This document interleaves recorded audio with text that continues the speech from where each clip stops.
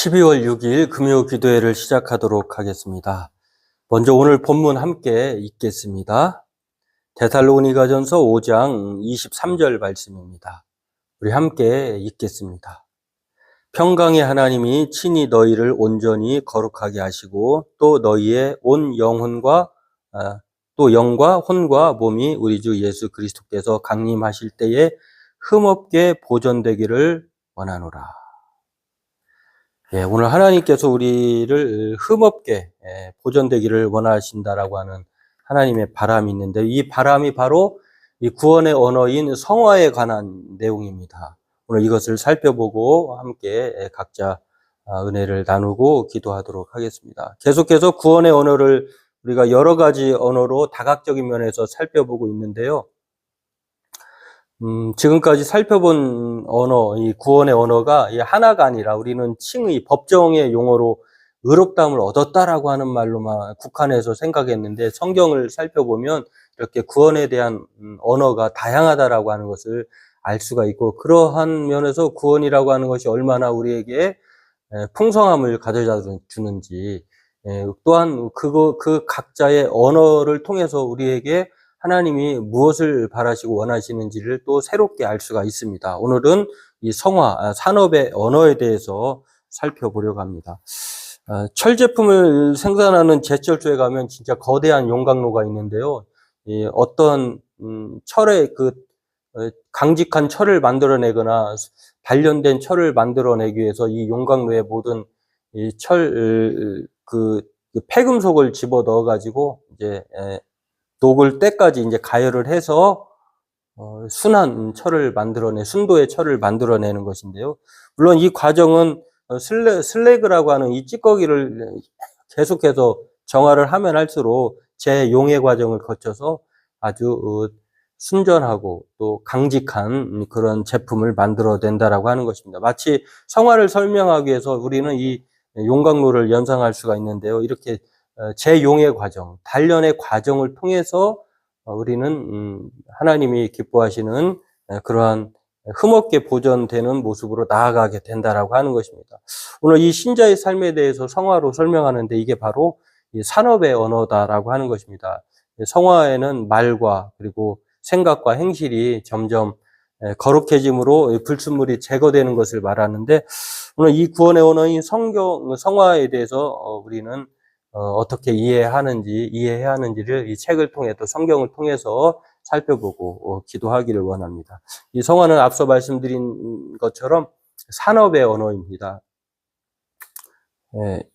오늘 이 성화라고 하는 단어의 뜻도 보면은 이렇게 나와 있는 것처럼 거룩하게 되다, 정화하다, 재련하다, 세척하다, 불순물을 내보내다, 이렇게 표현하고 있는 것을 볼 수 있는데, 한문으로도 거룩할 성, 될 화 이렇게 됩니다. 거룩하게 된다라고 하는 그런 뜻이고, 헬라어로는 하기아조라고 하는 뜻도 이렇게 살펴볼 수가 있습니다. sanctification이라고 하는 영어도 우리가 이 의미를 잘 살펴보면 이런 뜻이 있는데, 이게 산업 용어다라고 앞서 용광로를 보여준 게 바로 거기에서 나온 용어가 바로 산업 용어로 성화를 말하고 있다라고 하는 것인데요. 헬라어의 뜻을 조금 더 깊게 살펴보면 하기아조라고 하는 뜻인데, 이게 성화라고도 말씀을 합니다만 거룩이다라고도 이렇게 말할 수가 있겠습니다.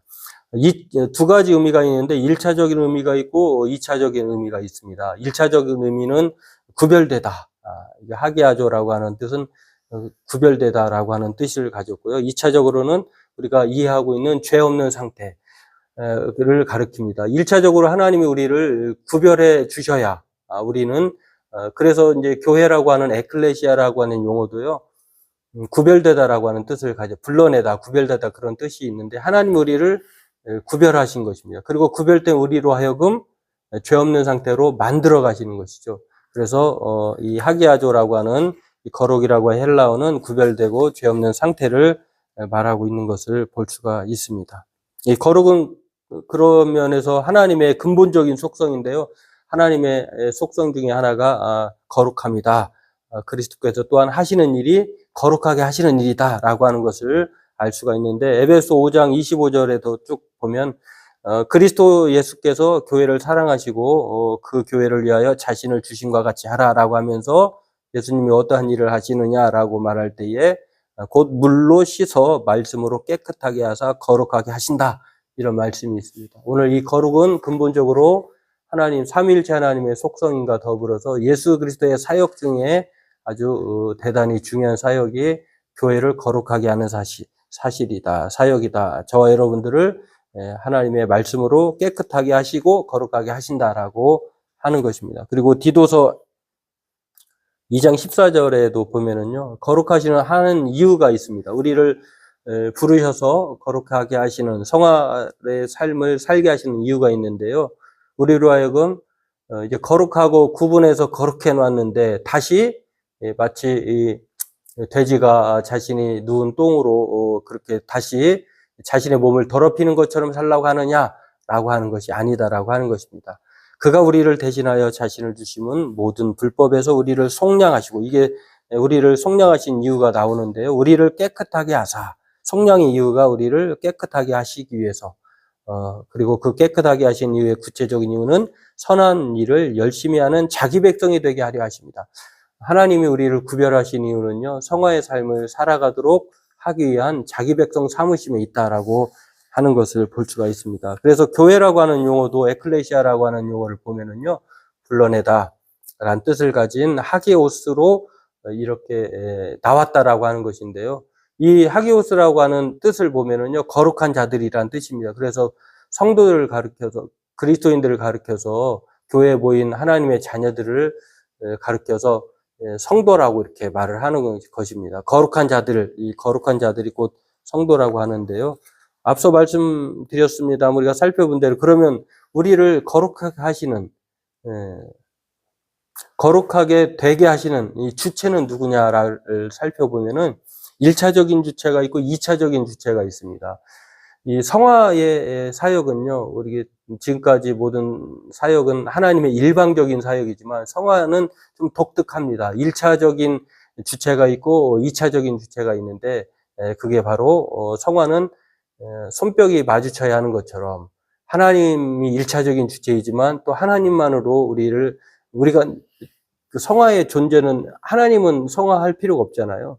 이미 거룩하신, 근본적으로 거룩하신 분이기 때문에. 그러나 우리는 죄된 몸을 가져서 그리스도 예수의 복음을 통해 성령의 역사로 거룩한 자가 되었지만, 그럼에도 불구하고 우리는 끊임없이 완전한 영화로운 존재가 아니다라고 하는 것입니다. 그래서 끊임없이 불순물이 제거되는 용광로처럼 이렇게 재정화의 과정을 통해서 그리스도 예수를 본받는 정화의 과정을 겪어야 하는 불완전한 존재입니다. 그래서 오늘 이 성화의 주체를 그렇게 해서 살펴볼 수가 있는데요. 1차적인 주체가 하나님이시다라고 하는 것. 그리고 예수님께서 마지막으로 제자들을 위해서 기도하실 때 그걸 대제사장적 기도라고 하는데, 요한복음 17장에 보면은요, 그 17장 16절에서 19절에도 보면 예수님께서 하시는 말씀이 진리로 거룩함을 받게 해달라라고 하는 그런 고백을 하십니다. 그 기도를 하시는데, 얼마나 예수님께서 우리에게 또 하나님께서 바라시는 것이 거룩함에 있는지를 알 수가 있습니다. 시편 12편 6절의 말씀도요, 여호와의 말씀을 순결하여 흑도가니에 7번 단련하는 은같도다, 이렇게 말씀합니다.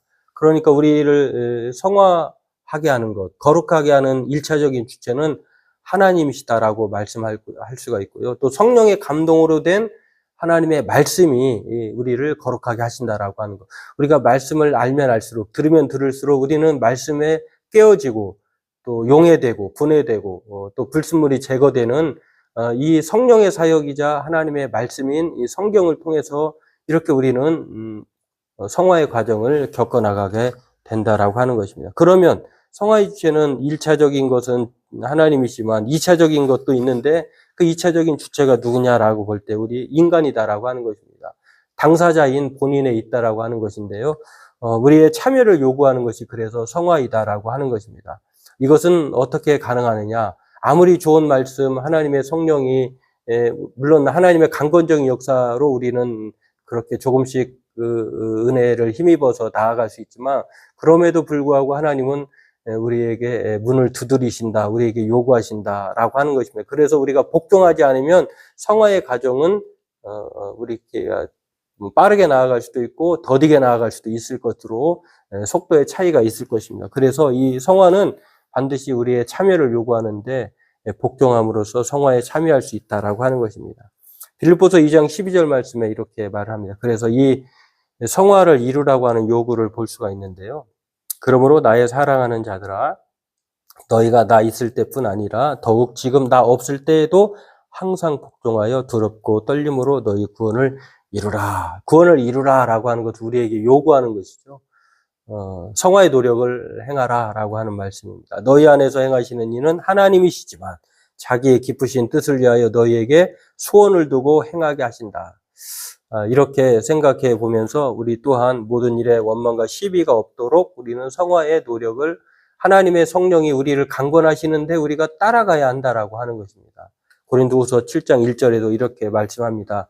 그런즉 사랑하는 자들아, 이 약속을 가진 우리는 하나님을 두려워하는 가운데서 거룩함을 온전히 이루어 육과 영의 온갖 더러운 것에서 자신을 깨끗하게 하자. 이렇게 말씀을 합니다. 오늘 그러므로 이 성화는요, 모든 신자에게 하나님이 기대하시는 바입니다.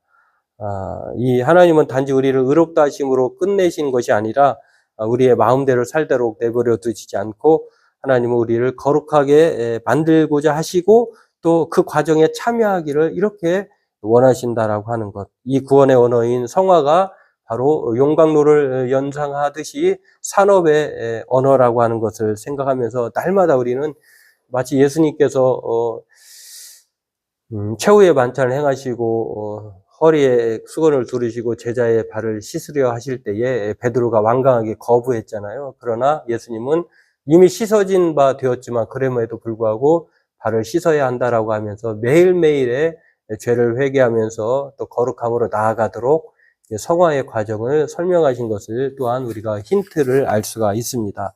오늘 우리는 이렇게 우리 또한 성화의 하나님의 강건적인 역사이지만 또한 우리의 노력을 필요로 한다라고 하는 것, 이것을 통해서 거룩한 자녀, 성도들로 살아가야 한다는 것을 생각하면서 오늘도 구원을 이루어 나가는 또 자신을 깨끗하게 하고자 하는 그런 성도도 살아가는 저와 여러분 되기를 바라겠습니다. 오늘 이 구원의 언어 성화에 대한 산업의 용어를 우리가 다 이렇게 살펴봤는데 이것들을 잘 생각하면서 성령과 성경을 통해 날마다 우리가 거룩하게 해달라고 우리 기도하고요. 불순함에서 순전함으로 우리는 순도에 더욱더 가까워지는 그런 성화의 노력을 하는 성화하게 해달라고 기도하는 저와 여러분 되기를 바라겠습니다. 우리 말씀을 생각하면서 기도하도록 하겠습니다.